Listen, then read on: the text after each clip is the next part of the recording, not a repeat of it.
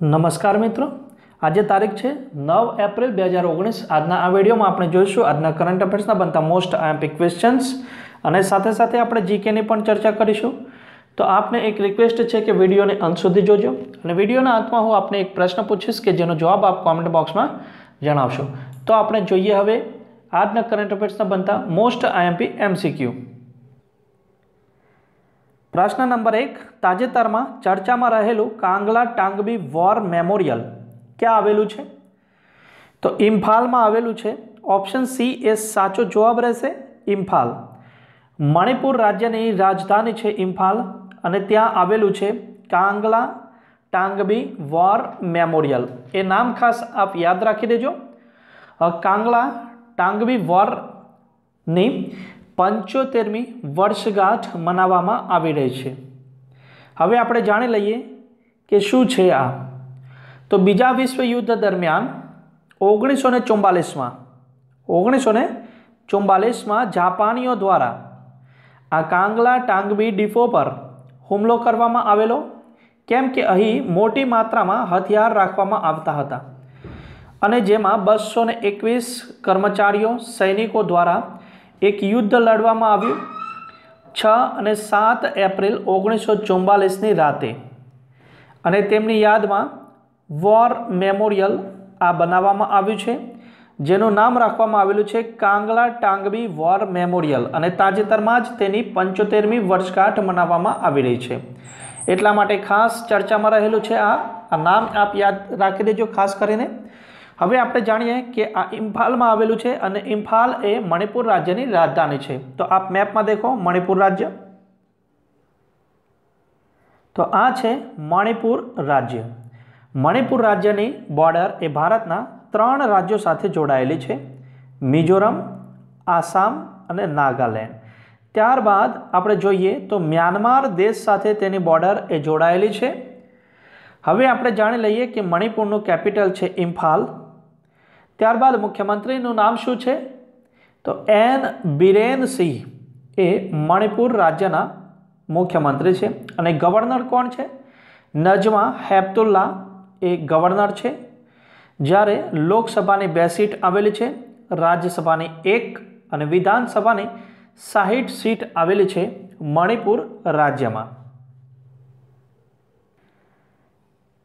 ત્યારબાદ જોઈએ આપણે પ્રશ્ન નંબર 2, તાજેતરમાં બેડમિન્ટન પ્રતિયોગિતા મલેશિયા ઓપન 2019ના વિજેતા કોણ બન્યા છે? તો વિજેતા બન્યા છે એસબી ડેન। ઓપ્શન બી એ સાચો જવાબ રહેશે, એસબી ડેન જે ચીનના છે અને તેઓ તાજેતરમાં જ મલેશિયા ઓપન 2019નો ખિતાબ જીત્યો છે તેમણે અને તેમણે ચીનના જ ચેન લાંગને હરાવીને આ ટાઇટલ હાંસલ કર્યું છે। જ્યારે મહિલા સિંગલ્સમાં વાત કરવામાં આવે તો તાઇવાનની તાઈ જુ ઇંગ એ વુમન સિંગલ્સમાં ટાઇટલ મેળવ્યું છે અને તેને જાપાનની અકાને યામાગુચીને હરાવીને આ ખિતાબ હાંસલ કર્યો છે અને તેને લગાતાર 3જી વાર આ જીત હાંસલ કરી છે મલેશિયા ઓપન 2019। હવે આપણે વાત કરી દઈએ સ્વિટ્ઝરલેન્ડ ઓપન બેડમિન્ટન ટુર્નામેન્ટ 2019માં પુરુષ એકલ ખિતાબ કોણ વિજેતા બન્યું હતું? તો શી યુકી કે જેઓ ચાઇનાના હતા અને તેમને સ્વિસ ઓપન બેડમિન્ટન 2019 પુરુષ એકલ ખિતાબ મેળવ્યો હતો। ત્યારબાદ આપણે વાત કરીએ મહિલાઓમાં એકલ ખિતાબ સ્વિસ ઓપન બેડમિન્ટન ટુર્નામેન્ટ 2019માં કોણ વિજેતા બન્યું હતું? તો ચેન યુફેઈ એ વિજેતા બની હતી। હવે આપણે વાત કરી લઈએ કે થોડા દિવસો પહેલાં જ BWF બેડમિન્ટનમાં પુરુષ એકલ રેન્કિંગમાં કોણ પ્રથમ ક્રમે રહ્યું હતું? જે રેન્કિંગ રજૂ કરવામાં આવી હતી બેડમિન્ટનની તેમાં તો કેન્ટો મોમોટા કે જેઓ જાપાનના છે અને તેઓ પ્રથમ ક્રમે રહ્યા હતા। જ્યારે બીજા ક્રમે રહ્યા હતા શી યુકી, તેઓ ચીનના છે અને ચૌ તિએન ચેન એ તાઇપેઈના છે અને તેઓ 3જા ક્રમે રહ્યા હતા। અને આ ક્રમમાં બેડમિન્ટન રેન્કિંગમાં કિદામ્બી શ્રીકાંત કે જે ભારતના છે અને તેમને 7મું સ્થાન મેળવેલું છે. સમીર વર્મા એ પણ ભારતીય ખેલાડી છે, 14મા ક્રમે રહ્યા હતા. અને બી સાઈ પ્રણીત 19મા ક્રમે રહેલા છે.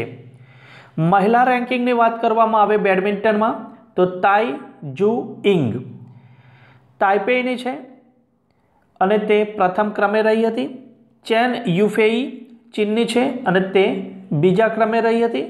અને નોઝોમી ઓહુકારા જાપાનની છે અને તે ત્રીજા ક્રમે રહેલી છે. એ પણ આપ ખાસ યાદ રાખી દેજો. અને ભારતની પીવી સિંધુ બેડમિન્ટન ખેલાડી 6ઠા સ્થાને રહેલી છે અને સાયના નેહવાલ આ રેન્કિંગમાં 9મા સ્થાને રહેલી છે. એ પણ આની સાથે સાથે યાદ રાખી દેજો. આ પ્રશ્નમાં ખાસ યાદ રાખવા જેવું છે આપના માટે કયો શબ્દ કે જે છે એસ બીડેન એ મલેશિયા ઓપન 2019 ટાઇટલ મેળવ્યું છે તેમને પુરુષ એકલમાં. જ્યારે મહિલા એકલની વાત કરવામાં આવે તો તાઇવાનની છે તાઈ જુ ઇંગ. પ્રશ્ન નંબર 3ની વાત કરીએ આપણે. કયું ભારતીય નૌસેના જહાજ એપ્રિલ 2019માં ચીનની નૌસેનાની 70મી વર્ષગાંઠ પર ભાગ લેવા માટે જશે ચીનમાં? તો ઓપ્શન બી અને સી આ બંને સાચા છે, એટલે કે ઓપ્શન ડી એ સાચો જવાબ રહેશે. આપણે INS કલકત્તા અને INS શક્તિ આ બંને જહાજ એપ્રિલ 2019માં ચીનની નૌસેનાની 70મી વર્ષગાંઠમાં ભાગ લેવા માટે જશે.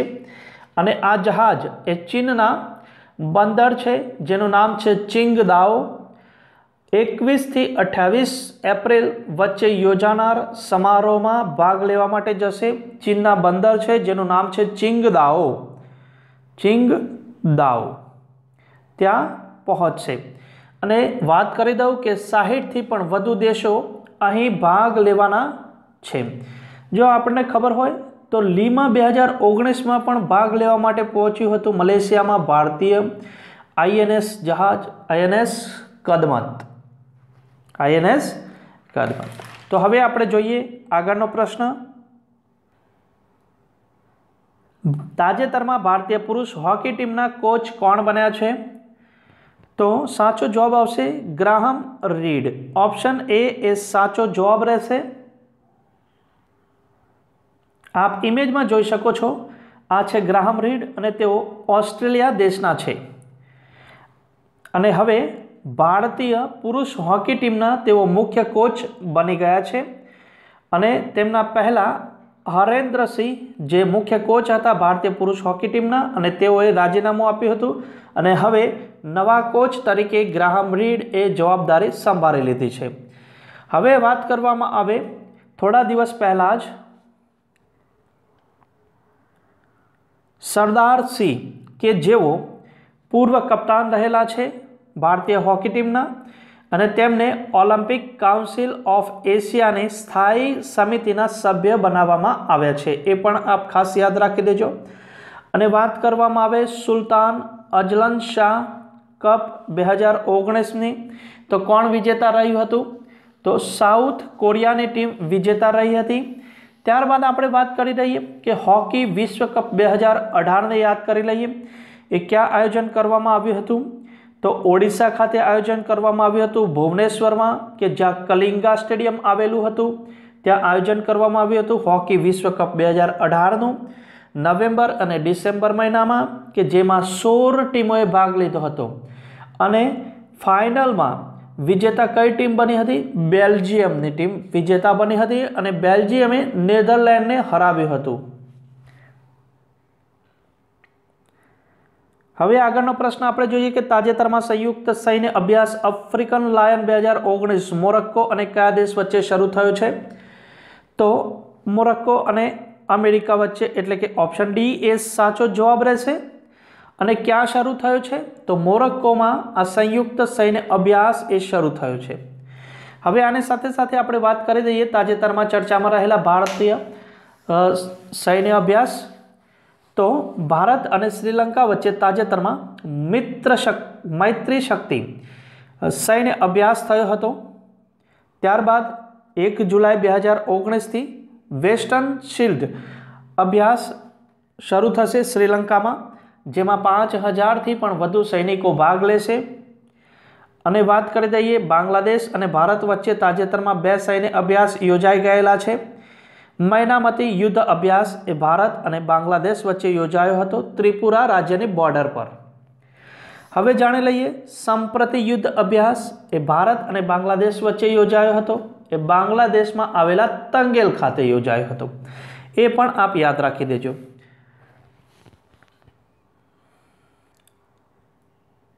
ત્યારબાદ આપણે પ્રશ્ન જોઈએ, તાજેતરમાં કોને જોર્ડનમાં ભારતના રાજદૂત બનાવવામાં આવ્યા છે?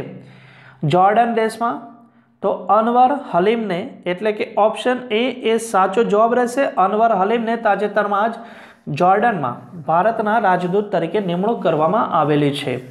હવે આપણે જોઈ શકો છો ઓપ્શન બીમાં જે નામ લખવામાં આવેલું છે મનપ્રીત વોરા, તેમને મેક્સિકોમાં ભારતના રાજદૂત તરીકે નિમણૂક કરવામાં આવેલી છે। ત્યારબાદ જો આપ ઓપ્શન સી ઔસાફ સઈદ, સાઉદી અરેબિયામાં તેઓને ભારતના રાજદૂત તરીકે નિમણૂક કરવામાં આવેલી છે। ત્યારબાદ આપ ઓપ્શન જોઈ શકો છો સંતોષ ઝા, કે જેઓ ઉઝબેકિસ્તાનમાં ભારતના રાજદૂત છે।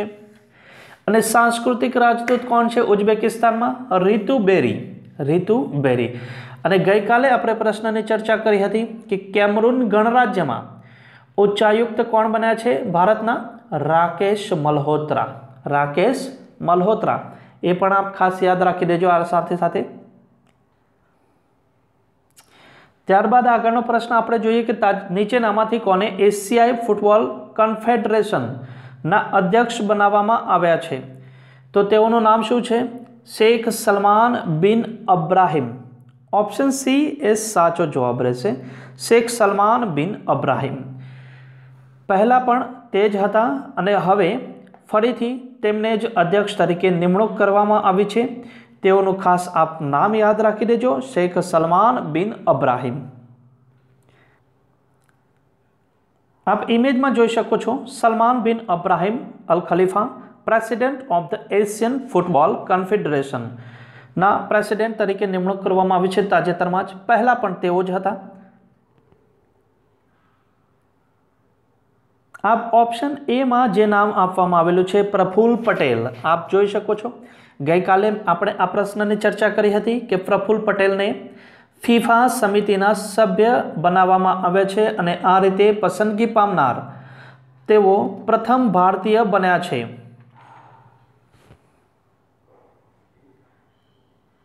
વિડીયો જો પસંદ આવ્યો હોય તો લાઈક જરૂર કરજો અને કમેન્ટ બોક્સમાં પણ જણાવશો કે જેથી પ્રોત્સાહન મળતું રહે અને આપના માટે આવા અન્ય વિડીયો પણ બનાવતા રહીએ।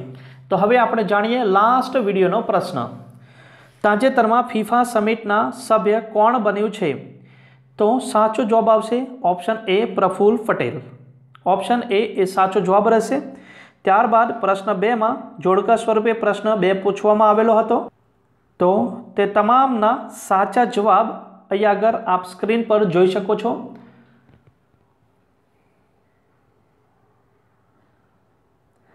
ત્યારબાદ આપણે જોઈએ આજના વિડીયોનો પ્રશ્ન કે તાજેતરમાં ભારતીય પુરુષ હોકી ટીમના કોચ કોણ બન્યા છે? આપ ઓપ્શન જોઈ શકો છો ABCD, તેમાંથી સાચો વિકલ્પ પસંદ કરીને આપનો જવાબ એક કોમેન્ટ બોક્સમાં જણાવશો। તેમજ હવે આપણે જોઈએ પ્રશ્ન નંબર 2 કે જે જોડકા સ્વરૂપે હશે આપના માટે। અહીં આગળ પ્લેયરના નામ આપવામાં આવેલા છે અને તેઓ કઈ રમત સાથે સંકળાયેલા છે તે આપને કોમેન્ટ બોક્સમાં જવાબ સ્વરૂપે જણાવવાનું છે। આપ જોઈ શકો છો વિભાગ એ અને વિભાગ બી, જેમાં પ્લેયરના નામ છે અને સામે તેમની રમત આપવામાં આવેલી છે, તેમાંથી સાચી રમત પસંદ કરીને આપને કોમેન્ટ બોક્સમાં જવાબ જણાવવાનો છે। થેન્ક યુ, જય હિન્દ, જય ભારત। ફરી મળીશું નવા વિડીયો સાથે।